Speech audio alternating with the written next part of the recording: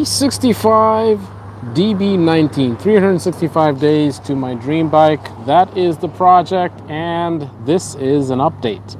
So I'm trying to figure out how to change the chain on the first bike of the series, the 2005 Kawasaki Ninja 250. I almost said Ninja 365. That'd be an interesting capacity for any bike. But it is the 2005 Ninja 250, the first bike of the series.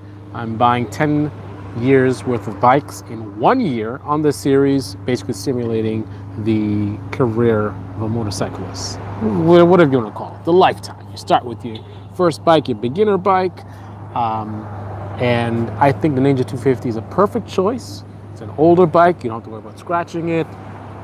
It just goes along with my philosophy, like what would I buy if I were starting today. This would be a high choice on my list. I'm also going to be looking at other starter bikes as well, but right now we're on bike number 1, and it's 2005 Ninja 250. So I've done some work on my motorcycles. I have done let's see, tire change, changing the clutch plates, changing front brakes, rear brakes. I've done carb cleaning. What else have I done? Electrical work, some electrical work. I've done oil change, of course, things like that. So I've done some work. I've gotten my hand dirty, or my hands dirty, but I've never changed the chain. I've adjusted a chain. That's something you should do about every 500 miles or so. But I've never actually changed a chain. But the chain on the Ninja 250 needs to be changed. So I've been doing the research, and I was like, I could do this. So I went I went to Cycle Gear. They had an $80 tire. What's it called? A tire chain. Wow, I can't even remember the name of it. It's a tire tool, tire changing tool, chain breaker. It's a chain breaker. Chain breaker, $80 on sale for $30. Great deal right now, Cycle Gear. Go get it. This is not a Cycle Gear sponsored video, but Cycle Gear, I'm always looking for sponsors. Anyway, so I bought the chain breaker, and I was all ready to go. And I guess I kind of got caught up on this master link thing, right? Master link, right? So so you have the chain, which is all these links together, but then the master link is the one that keeps it all together, right? So that's the one. So for example, like I'm wearing my dog tags. So you have all these beads that are all sort of connected together in the same manner. And then you have this, which this would be the equivalent of the master link. So if this was I don't think this can zoom in. Actually, can zoom in. There you go. All right, that's not what we want to see. So if you see, oh my goodness, there you go. So you see that piece there, this piece, so that would be like a master link, right? That's the thing that's keeping us all together. You can pop the chain, you can separate this chain by unlinking that piece, right? So with a motorcycle chain, you have a similar concept, and it's basically called a master link. So with the master link, you have basically a clip so you have all the links, right? And then you have a clip that sort of slides on. So imagine that this is one of those links. So the master link, you would slide on to the outer side, and then with a needle nose pliers, you would sort of press it on so that it stays on, right? And you got to make sure that it's facing the right direction. But the point is, I was looking for this master link and I couldn't find it. So I'm turning and turning and turning and turning. Chain is filthy, it's rusty, it's dirty, it's oily.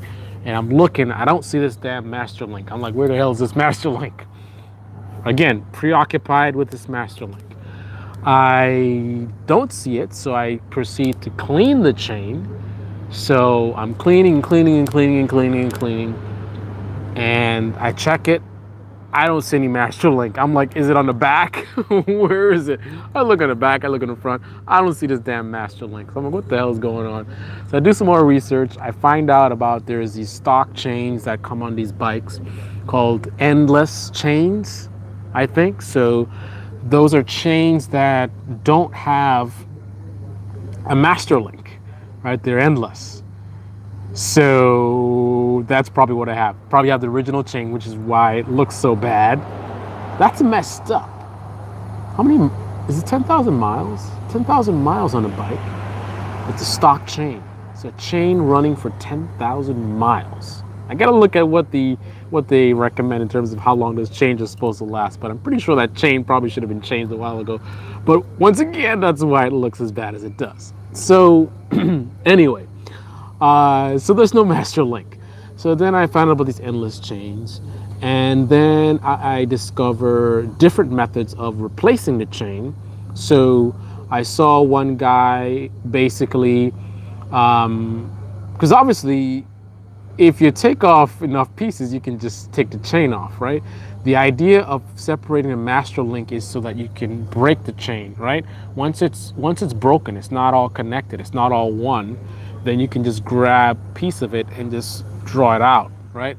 So all I would need to do is there's a cover over where the front sprocket is, and there's the, I don't know if it's called a gear assembly. I think that's what it's called. But right there where the shifter is, there's some rods and some pieces there. So I would have to remove the cover for the sprocket. I think there's like 3 bolts. I'd have to remove that gear assembly because it's blocking the chain. And I don't know if I'd necessarily have to even remove that much, because if I were to separate the chain, I could just pull it out. If the bike's in neutral, I should be able to, so the chain is separated, so I've got it broken. So this is how the chain is, and if I break it like this, then I could grab this piece from anywhere and just pull it out. So I don't think I need to really take out any of those covers. The whole point of taking those covers out, well, there's other factors as well, but I don't think I need to take that cover out, because the reason to take that cover out is if you're going to be loosening the front sprocket. There you have it.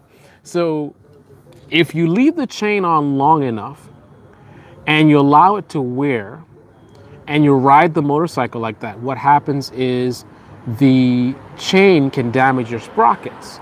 So by leaving the chain on that long, you damage the front sprocket, you damage the rear sprocket, and that's why normally when you're changing the chain, you should be changing both sprockets. In order to change the sprockets, you need access to the sprockets, and therefore you need to remove the sprocket cover to get access to the front sprocket. So you remove the front sprocket cover, and then that's going to allow you to actually be able to take off the front sprocket, obviously, so you can change it. And then you're going to obviously need to take off the rear sprocket as well.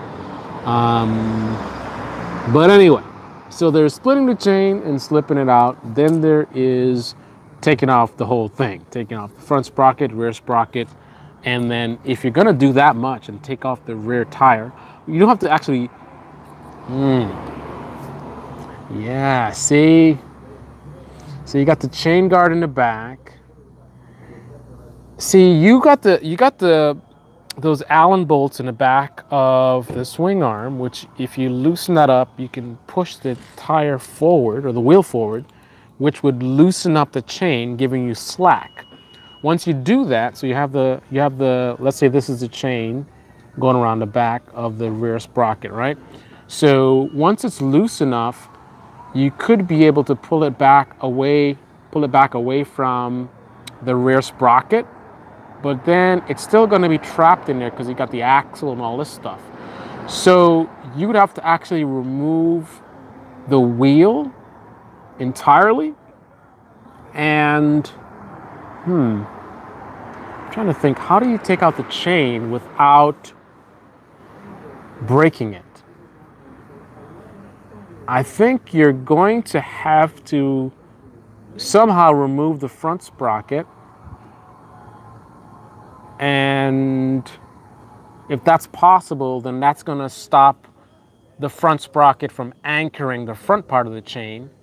So therefore, once you remove the wheel, or actually this will probably enable you to remove the wheel, because now I can pull the wheel out, right? Pulling the front of the chain out because the front sprocket is no longer holding it, and I could just slide it out. So something like that. I gotta disassemble a whole bunch of pieces to be able to get the chain out without breaking it. Now there's other ways to break the chain.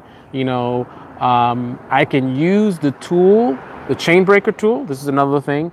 I got caught up in the master link. You can take the chain breaker tool to basically at any point in time in the chain to pop out one of those pins. The thing with that is, ideally you should use a grinder. You want to use the grinder to put less stress on the chain breaker tool by using the grinder to grind down basically those pins. Now when you use the tool to push them out, it's going to come out easier because of the fact that you've grinded it down. So less stress on the tool, pops right out. Once that pin pops out, now you can separate the chain and pull it out. So that's the deal. The only thing is I'm replacing the front and rear sprocket, so I don't see what the point of that is, because obviously to take out the rear sprocket, I got to take out the rear wheel. So anyway, that's the dilemma that I have going on. I got to basically figure out how I'm going to remove this chain and what I need to do to get this job done. So there's a lot of different steps to do different things.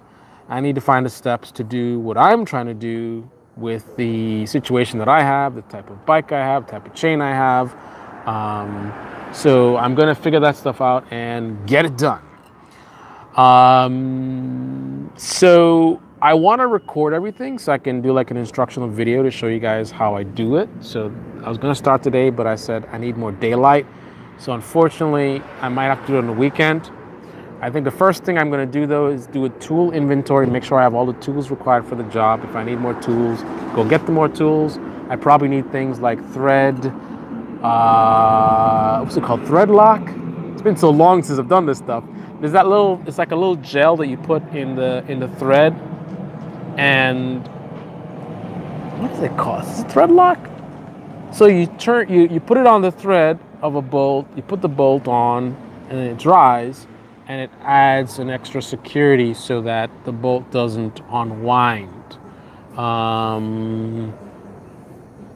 So I need to get some of that. I think I'm gonna need some chain grease as well. So I definitely do need a few things. So I gotta figure out what kind of tools I need, make sure I have all the tools that I need, and find enough sun, a time where there's enough sun, because I haven't worked on a motorcycle in a while, so I'm gonna be slow, I'm gonna be rusty. So I need plenty of time to basically get up to speed, plus I'm recording a video, so it's looking like the weekend, but maybe I'll just get up super, super early and get it done. But that's where we're at. So once I get the tools and find the time, I will proceed to remove the chain and replace the sprockets and record it for your viewing pleasure. Anyway, this is your Fast Life motorcycle channel, most awesome motorcycle channel in the universe. And thank you for joining me on this journey. 365 DB19, 365 days to my dream bike. What's my dream bike gonna be? You don't want to miss out on that. So definitely make sure you're subscribed. And if you're subscribed, click on the bell icon, because this is a notification only channel. If you don't click on the bell, you're not gonna get notified. I'm not a full-time YouTuber. I will never be one. So therefore, as a result of that, and YouTube not liking that, they want me to be in a sweatshop every day, posting, and doing all kind of gimmicky content, just reviews. I'm not gonna do that. And as a result of that, I am basically relegated rather, to a notification only channel. So definitely click on the bell so you can get notified and you don't miss out on this awesome series. See you soon.